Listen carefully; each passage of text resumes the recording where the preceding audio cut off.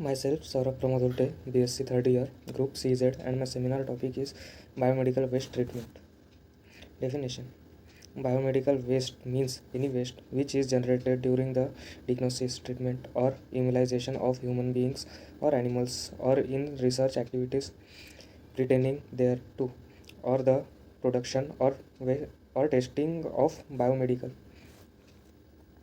objectives to minimize the generations of infective waste, recycle the waste after treating to the extent possible, treat the waste by safe and environment friendly, safety precautions during handling the BMW, health hazards, HIV/AIDS, hepatitis B and C, tuberculosis, diarrhea, healthcare associated infections,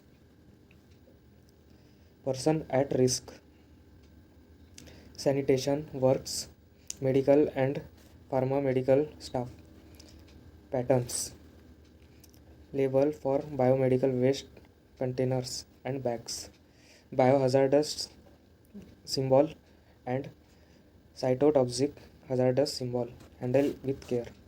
Healthcare waste are in two types: 85% non-infectious, 10% infectious hazardous, and 5% chemical radioactive.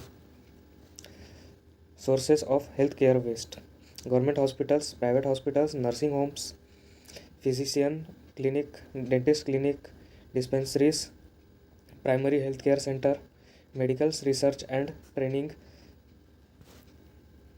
Classification of healthcare waste: infectious waste suspect, suspected to contain pathogens. Example: laboratories, calculators waste. For isolation waste, tissues. Example: it is pathological waste, human tissues or fluid. Example: body parts, blood and other body fluids. Sharp waste. Example: needles, injections, scalpels, cavings, blades, broken glasses, etc.